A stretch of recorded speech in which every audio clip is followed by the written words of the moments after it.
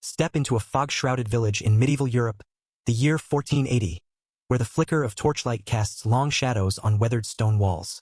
The air is heavy with the bitter scent of burning wood, damp earth, and fear so thick it clings to your skin. A crowd gathers in the square, their faces a mosaic of dread, anger, and fervent faith. Their eyes fixed on a woman in chains, her head bowed under the weight of whispered accusation switch. This is the heart of the witch trials, a dark chapter in medieval Europe where fear of the supernatural unleashed a storm of torment. The methods used to torture accused witches were not mere punishments. They were rituals of terror, crafted to root out imagined evil while feeding a society gripped by paranoia. From the suffocating depths of dungeons to the fiery spectacle of the stake, these tortures scarred both body and soul, leaving behind mysteries that echo through the ages. Today, we're plunging into the grim world of witch torture in medieval Europe, exploring the brutal methods, the psychology that drove them, and the haunting tales of those who endured them. Whether you're driving through the night, working at your desk, or craving a story that seizes your soul, settle in. Let's unravel the dark history of witch trials, where fear and faith collided in a crucible of pain. The witch trials of medieval Europe, spanning the 14th to 17th centuries, were a phenomenon born of a world in crisis. Famine, plague, and religious wars tore at the fabric of society, leaving communities desperate for answers. The church, wielding texts like the Malleus Maleficarum, 1486, a notorious guide to witch hunting, framed witchcraft as a pact with the devil, a crime that threatened both God and man. Women, often widows, midwives, or those living on society's margins, became easy targets, their independence or knowledge branded as sorcery. Witch torture was not just about extracting confessions. It was a tool to enforce conformity, silence dissent, and channel a community's fears into a single scapegoat. Methods like the strappado, witch's chair, water torture, thumbscrews, the witch's bridle, and burning at the stake were designed to break the accused, their pain a public warning against defying the church or crown. These tortures, steeped in the dark history of witch trials, reveal a society wrestling with its deepest anxieties, where ordinary lives were consumed by the flames of suspicion. This is a journey into witch torture in medieval Europe, a chilling exploration of medieval justice and the human cost of fear. Let's start with the strappado, a torture method that became a hallmark of witch trials. Picture a dank dungeon in Bamberg, Germany, 1620, where a woman accused of cursing livestock is bound, her arms tied behind her back. A rope is looped through a ceiling pulley, and she's hoisted into the air, her shoulders straining under her weight. Heavy stones are tied to her feet, pulling until her joints pop, the pain searing through her body. The Malleus Maleficarum describes the strappado as a favored tool, its controlled agony forcing confessions of witchcraft or devil worship. Interrogators could pause, lowering the victim to demand names of accomplices, then hoist her again, each movement amplifying her terror. The strappado was simply rope, a pulley, a beam, but its effects were devastating, dislocating shoulders or tearing ligaments, leaving victims broken but alive to confess. Court records from Spain to Scotland document its use, often in dark, cramped cells where the accused screams echoed unheard. The psychological torment was as brutal as the physical, with the anticipation of each drop gnawing at the mind. This was witch torture at its most precise, a method that defined the dark history of witch trials in medieval Europe. The witch's chair was another horrific device, designed to inflict relentless suffering. Imagine a courtroom in Würzburg, 1630, at the height of the German witch hunts. An accused witch is strapped to a wooden chair studded with iron spikes, blunt to avoid instant death but sharp enough to pierce flesh with every movement. Beneath the chair, coals glow, heating the seat until burns blister the skin, as described in Bamberg trial records. The chair was a public spectacle, often placed before a crowd of onlookers, townsfolk, clergy, or magistrates, who watched the accused writhe in agony. The pain was unrelenting, with spikes pressing deeper as the victim shifted, and the heat adding a layer of torment. Interrogators demanded confessions, accusing the victim of hexes or devil pacts, their questions punctuated by screams. The witch's chair was not just a tool of pain but of humiliation, stripping the accused of dignity before a judgmental crowd. Its use, documented in regions like Bavaria and Franconia, made it a grim symbol of witch torture, its cruelty a testament to the dark history of witch trials in medieval Europe. Water torture, known as the taka in Spain or swimming in other regions, was a subtler but equally brutal method. Picture a dungeon in Salamanca, 1490, where a suspected witch is bound to a slanted board, her head tilted downward. A cloth is placed over her mouth, and water is poured slowly, trickling into her throat, simulating drowning as she gasps for breath. The Directorium Inquisitorum by Nicholas Eimerich praises this method for extracting confessions without spilling blood, aligning with church prohibitions. The torture was relentless. Water choked the lungs. Panic set in, and interrogators paused to demand names, each pause heightening dread. Unlike visible tortures, water torture left no marks, making it ideal for repeated sessions. Its psychological impact was profound, with victims driven to despair by the sensation of drowning, their minds breaking under the strain. Used widely in the Spanish Inquisition and English witch trials, this method was a silent but devastating weapon in witch torture, its invisibility amplifying its terror in the dark history of medieval Europe. Burning at the stake was the ultimate fate for many convicted witches, a fiery spectacle of medieval justice. Imagine a town square in Rouen, France, 1431, where Joan of Arc, accused of witchcraft and heresy, is tied to a wooden stake, kindling piled high around her. The trial of Joan of Arc records describe the flames rising, smoke choking her lungs before the fire reached her flesh. The crowd a mix of weeping sympathizers and fervent believers chanting prayers. Burning was symbolic, believed to purify the soul and warn against devilry, as outlined in the Malleus Maleficarum. The process was agonizing. Smoke suffocated before flames consumed, prolonging suffering for minutes or even hours. The crowd's reaction, driven by fear, faith, or morbid curiosity, made burning a communal ritual, reinforcing the church's authority. Yet it could spark rebellion, as Joan's execution ignited French resistance, her martyrdom a rallying cry. This was witch torture at its most dramatic, a fiery end that defined the dark history of witch trials, its spectacle searing medieval Europe's conscience. Let's dive into a story that brings the horror of witch torture to life. In 1590, in North Berwick, Scotland, a midwife named Agnes Sampson was accused of witchcraft during a frenzied witch hunt spurred by King James VI. Court records, detailed in the News from Scotland pamphlet, describe her being tortured with the strappado in a dungeon beneath Edinburgh Castle.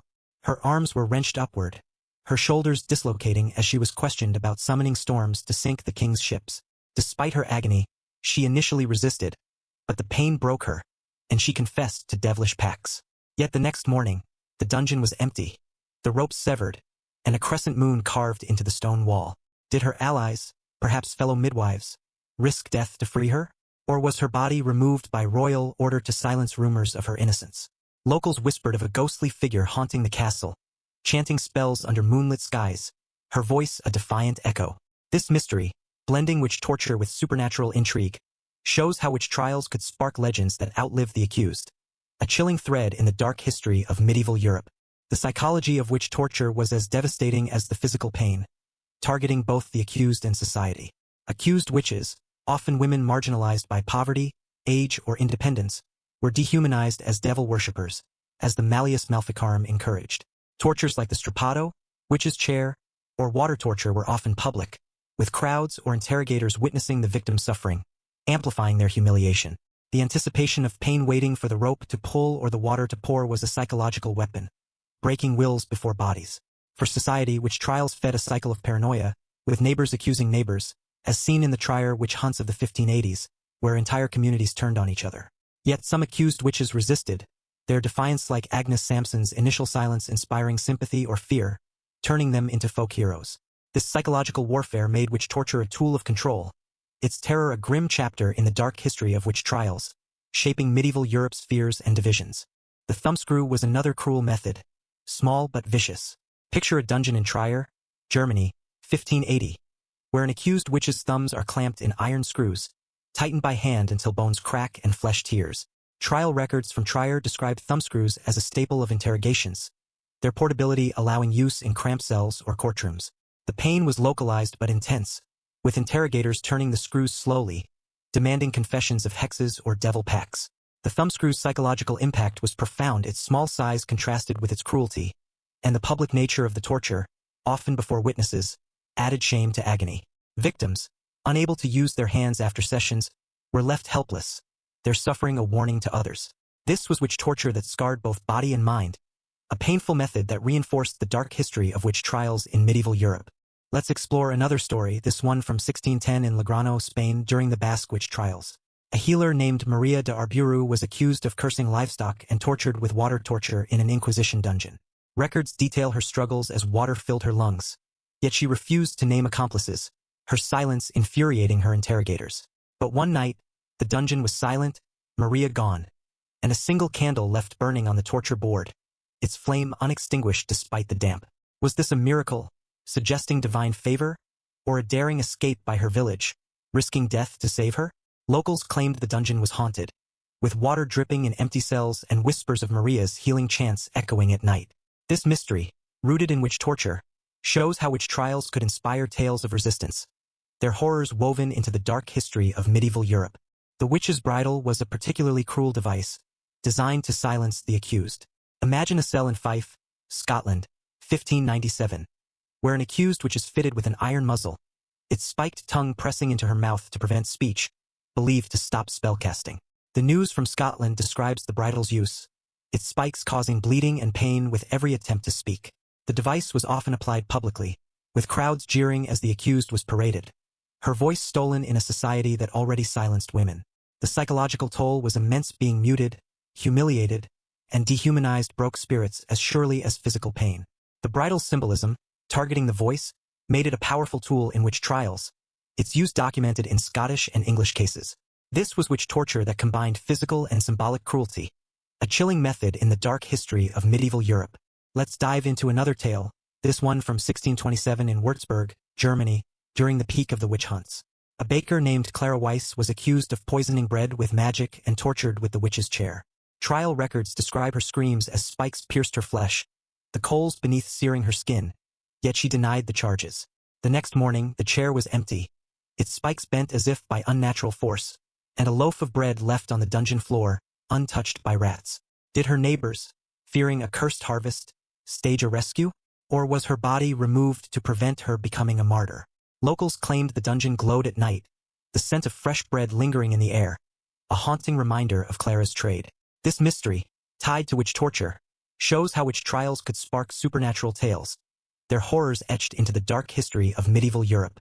The societal context of witch torture reveals its role in medieval Europe's fractured world. The 15th to 17th centuries were marked by relentless crises, plague decimated populations, famine starved villages, and the Reformation splintered religious unity. The Church, through texts like the Constitutio Criminalis Carolina, 1532, codified torture as a legal tool to combat witchcraft, seen as a threat to social and divine order. Women were disproportionately targeted, their roles as healers or midwives viewed with suspicion, as noted in trial records from Salem's European predecessors. Tortures like the strappado, witch's chair, or burning were public, designed to deter others, as seen in the mass executions of Bamberg and Würzburg, where hundreds perished. Yet these trials also sparked resistance, with communities hiding accused witches, as in the Pendle witch trials of 1612, where local sympathy saved some from the gallows. This tension between control and rebellion made witch trials a complex phenomenon, their tortures a grim reflection of medieval Europe's fears, a cornerstone of the dark history of witch torture. Let's explore another method. The ducking stool, a torture rooted in public humiliation. Picture a riverbank in Essex, England, 1560, where an accused witch is tied to a wooden chair and plunged into icy water. The Malleus Maleficarum and English court records describe the ducking stool as a test. If the accused floated, she was a witch. If she sank, she was innocent, often drowning in the process. The cold water shocked the body, while the crowd's jeers shouting witch or throwing stones crushed the spirit. The psychological impact was devastating, with the accused facing death or condemnation either way. Ducking was less common than dungeon tortures but highly theatrical, its public nature amplifying its terror. This was witch torture that turned justice into spectacle, a cruel method in the dark history of witch trials. Let's dive into another story, this one from 1560 in Colchester, England, during early witch hunts. A widow named Elizabeth Howe was accused of cursing crops and tortured with thumbscrews in a dungeon. Court records describe her cries as the screws crushed her fingers, yet she refused to confess. The next morning, the dungeon was empty, the thumbscrews loosened, and a sprig of lavender left on the floor, its scent lingering. Was this a village rescue, defying the magistrates, or a divine sign of her innocence? Locals claimed the dungeon was haunted, with lavender's fragrance wafting through the air and faint cries at dusk. This mystery, rooted in witch torture, shows how witch trials could inspire tales of resistance, their horrors woven into the dark history of medieval Europe. Another method was the pressing, or peine forte et dure, used to force confessions. Picture a courtroom in London, 1580, where an accused witch is laid on the ground, heavy stones piled on her chest until she confesses or dies. The London Chronicles describe this method, used when suspects refused to plead, denying the court's authority. The weight crushed ribs, making breathing agonizing, yet some endured, their silence a final act of defiance. the psychological tolling helpless. Knowing each stone could be the last was as brutal as the physical pain. Pressing was rare but terrifying, its public nature ensuring crowds witnessed the accused suffering. This was witch torture that tested endurance, a grim method in the dark history of witch trials. Let's explore another tale, this one from 1600 in Toulouse, France, during the French witch hunts. A midwife named Jeanne Dubois was accused of bewitching infants and tortured with the strappado in a dungeon. Records note her defiance, refusing to name accomplices despite dislocated shoulders. But one night, her cell was empty, with a single feather on the floor, untouched by the damp. Was this a miracle, or a rescue by her community, desperate to save their healer? Locals claimed the dungeon echoed with the cries of infants, a haunting reminder of Jeanne's work. This mystery, tied to witch torture, shows how witch trials could fuel supernatural legends, their horrors part of the dark history of medieval Europe. The religious significance of witch torture was profound, shaping its methods and justification. The Church framed witchcraft as heresy, a betrayal of God, with tortures like burning or the strappado seen as divine justice, as outlined in the Malleus Maleficarum. Priests attended interrogations, chanting prayers or demanding repentance, their presence lending spiritual weight to the pain. Yet theologians like Johannes Nider, in his Formicarius, questioned excessive cruelty, fearing it alienated the faithful or invited divine wrath. This tension between salvation and sadist made witch torture a complex ritual, blending faith and fear. The Church's role, evident in trial records from the Spanish and German Inquisitions, ensured tortures were both punitive and performative, their spectacle reinforcing control. This was witch torture at its most sacred and profane, a grim chapter in the dark history of medieval Europe. Let's dive into another story, this one from 1630 in Augsburg, Germany during the witch panic. A seamstress named Anna Braun was accused of hexing a neighbor's child and tortured with the witch's bridle. Records describe her bleeding as the spikes pierced her tongue, yet she refused to confess. The next morning, the bridle was found broken, Anna gone, and a needle threaded with red silk left behind. Was this a rescue by her guild, or a sign of supernatural intervention? Locals claimed the dungeon hummed with the sound of sewing at night, a ghostly echo of Anna's craft. This mystery, rooted in witch torture, shows how witch trials could inspire tales of defiance, their horrors etched into the dark history of medieval Europe. The tools and torturers of witch trials were the grim machinery of medieval justice. The strappado required sturdy ropes and pulleys, crafted for controlled agony. The witch's chair was forged from iron or wood, its spikes designed for maximum pain. Water torture used simple boards and cloths, its effectiveness lying in its terror. Thumbscrews and the witch's bridle were handcrafted, their metal components precise yet cruel. The ducking stool was wooden, built for river immersions, while pressing used heavy stones, their weight calculated to crush. Torturers, often low-status men or outcasts, were skilled in pain, their anonymity sometimes masked protecting them from vengeance, as noted in trial records. Priests or scribes supervised, ensuring confessions aligned with church doctrine, their presence adding authority to the spectacle. These tools and figures were the backbone of witch torture, their efficiency a hallmark of the dark history of witch trials in medieval Europe. Let's explore another tale, this one from 1587 in Pendle, England, before the infamous 1612 trials. A herbalist named Margaret Pearson was accused of cursing livestock and tortured with the ducking stool in the River Ribble. Records describe her gasping as she was plunged into the water, the crowd jeering her as a witch when she floated. But the stool was later found broken, Margaret gone, and a bundle of herbs left on the riverbank. Was this a village rescue, or a divine sign? Locals claimed the river whispered her name at twilight. This mystery, tied to witch torture, shows how witch trials could spark tales of resilience, their horrors woven into the dark history of medieval Europe. The cultural impact of witch torture shaped medieval Europe's art, literature, and folklore. Woodcuts depicted witches on the stake or strapped to torture devices, their suffering a warning to the faithful. Ballads mourned the accused, turning them into tragic figures, as seen in Scottish songs about Agnes Sampson. Sermons used witch trials to preach against sin, while tales of haunted dungeons or ghostly witches spread fear. The Malleus Maleficarum fueled this culture, its vivid descriptions inspiring Gothic literature centuries later, from Macbeth to the Crucible.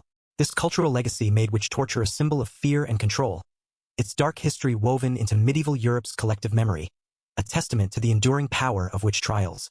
Let's consider another method, the Iron Maiden, a device often associated with witch torture but shrouded in myth. Picture a dungeon in Nuremberg, 1600, where an accused witch is allegedly locked in a spiked, coffin-like device, its doors closing to pierce her body. While 19th-century accounts, like those in Johann Siebenke's writings, described the Iron Maiden. Medieval records are scarce, suggesting it was a later exaggeration.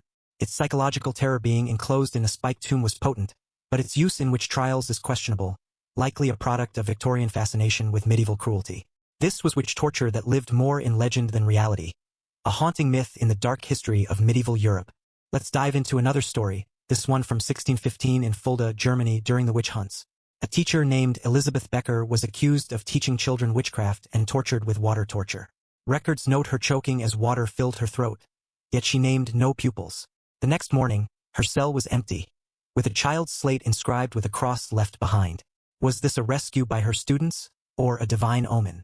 Locals claimed the dungeon echoed with children's voices. This mystery, rooted in witch torture, shows how witch trials could inspire tales of loyalty, their horrors part of the dark history of medieval Europe. The societal impact of witch torture extended beyond the accused, reshaping communities. Witch trials, as seen in Trier or Salem's European roots, turned neighbors into accusers, fracturing trust. The Constitutio Criminalis Carolina legitimized torture, but its overuse, hundreds executed in Bamberg alone, sparked backlash, with some communities hiding accused witches, as in Pendle. This resistance, often led by women or outcasts, challenged the church's narrative, turning victims into symbols of defiance. Witch torture, a tool of control, inadvertently sowed seeds of rebellion, its legacy a complex tapestry in the dark history of medieval Europe. Let's reflect on what witch torture reveals about medieval Europe. It shows a society gripped by fear and faith, where accusations transformed neighbors into enemies, and tortures like the strappado, witch's chair, or burning became rituals of control. Yet defiance endured. Accused witches resisted, escaped, or inspired legends that challenged authority. Witch trials, steeped in the dark history of medieval Europe, were a crucible of human fear, cruelty, and resilience. Their tortures a mirror of a world haunted by the unknown. As we close this journey, what do witch trials tell us about humanity? They reveal a time when fear shaped justice, yet courage shone through the darkness, with stories of resistance echoing across centuries. If this dive into the horrors of witch torture gripped you, hit that subscribe button, ring the bell, and share your thoughts below. What's the most chilling witch trial tale you've heard? Were these tortures justice or paranoia unleashed? Check our next video on public executions, where crowds became part of the spectacle. Stay curious, stay brave, and let the dark history of witch torture haunt your dreams.